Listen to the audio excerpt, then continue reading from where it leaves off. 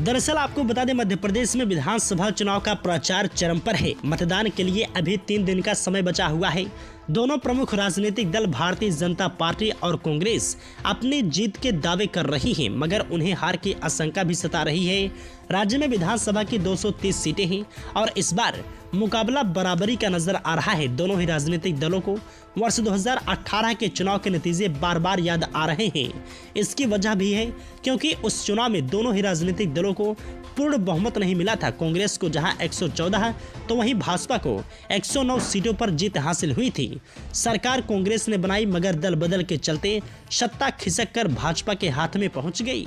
एक बार फिर विधानसभा चुनाव कड़े मुकाबले वाले नजर आ रहे हैं। कांग्रेस इस चुनाव में जहां कर्ज माफी, बिजली बिल हाफ, स्कूली बच्चों को आर्थिक मदद, महिलाओं के लिए नारी सम्मान योजना, 500 रुपए में गैस सिलेंडर और कर्मचारियों के लिए पुरानी पेंशन योजना लागू करने के वादे कर सरकार में आने का भरोसा जता रही है, वहीं भाजपा इस बात को लेकर आशान्वित है कि उसने महिलाओं के लिए लाडली बहन योजना शुरू की, छात्रों के लिए सीखो और कमाओ योजना अमल में लाई, तो वहीं किसानों के लिए कई योजनाओं को अमली जामा पहनाया। इसके चलते वह सत्ता में बनी रहेगी।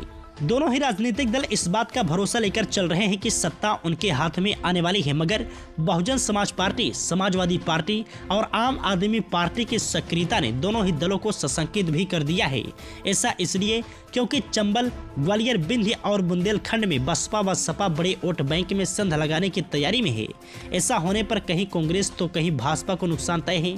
इसके अलावा आम आदमी पार्टी भी जोर लगा रही है, जो नतीजे को प्रभावित कर सकती है। यहाँ महत्वपूर्ण बात यह है कि कांग्रेस और भाजपा दोनों ही राजनीतिक दलों ने अपने स्तर पर सर्वे कराए हैं और इस सर्वे इस बात का संकेत दे रहे हैं कि पूर्ण बहुमत की सरकार किसी भी राजनीतिक दल की नहीं बन सकती है। इसी के बाद से दोनों ही दलों को हार की आशंका सताने लगी है।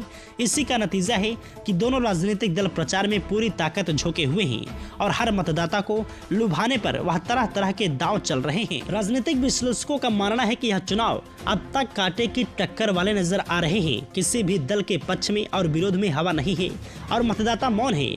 ऐसा होने पर राजनीतिक दल जीत का दावा तो कर रहे हैं, मगर उन्हें हार की भी आशंका सता रही है।